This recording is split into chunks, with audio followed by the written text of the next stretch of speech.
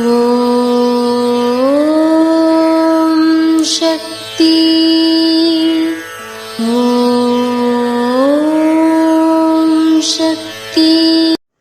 ஓம் சக்தி.